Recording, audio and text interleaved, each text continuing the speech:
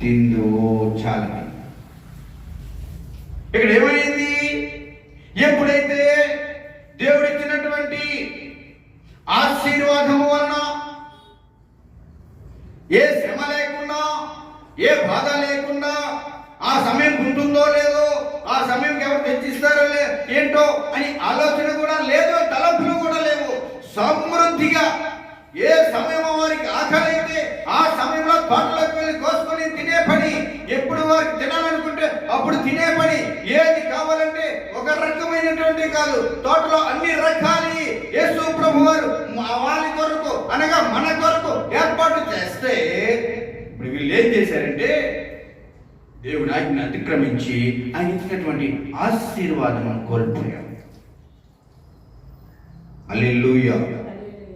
ఆయన ఇచ్చిన ఆశీర్వాదం కోల్పోయి ఇప్పుడు ఏమైంది? శపించబడ్డావు. నీ కష్టార్జితము యొక్క నీ చెమట కాచే నువ్వు ఆహారం తింటావు అన్నాడు ప్రభు. పోయిందా ఆశీర్వాదం? ఆశీర్వాదం పోయిందా? అందుకే ఆ ఆశీర్వాదం, ఆ పోయినటువంటి ఆ ఆశీర్వాదం ప్రభు అయిన యేసుక్రీస్తు వారు మీకు, నాకు, మన అందరికి, మానవాళ్ళందరికీ ఇవ్వడము కొరకే, పోయిన ఆ ఆశీర్వాదం మనకందరికి అనుగ్రహించడం కొరకే ఆయన ఈ భూలోకానికి మానవాళిగా వచ్చాడు. అది వచ్చిన రోజుని క్రిస్మస్. హల్లెలూయా. క్రిస్మస్ అంటే క్రిస్మస్ అంటే కొత్త బట్టలు వేసుకుని ఆచారానికి వెళ్ళి ఆరాధన చేసో ప్రార్థన చేస్తే క్రిస్మస్ కాదు.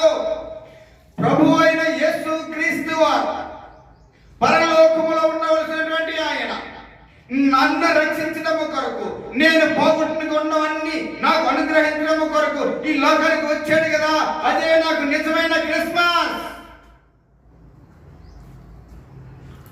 ఆ రీతిగా నా జీవితాంతము దేవుని వాక్యము చేత నింపబడినప్పుడు నాకు నిజమైన క్రిస్మస్. దేవుని భయం కలిగి ఉన్నప్పుడు నాకు నిజమైన క్రిస్మస్. దేవుని వాక్యము ధ్యానిస్తున్నప్పుడు నాకు నిజమైన క్రిస్మస్. దేవుడు మరణ పునరుద్ధానాలను నేను జ్ఞాపకం చేసినప్పుడల్లా నాది నిజమైన క్రిస్మస్.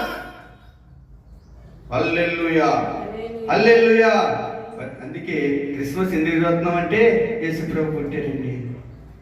ఎందుకు పుట్టాడు, మరలా ఎందుకు పుట్టాల్సి వచ్చింది అని అంటే ఆయన అనుగ్రహించినవన్నీ మనం పోగొట్టుకున్నాం కాబట్టి మనల్ని రక్షించడం కొరకు ఆయన ఈ లోకానికి వచ్చాడు.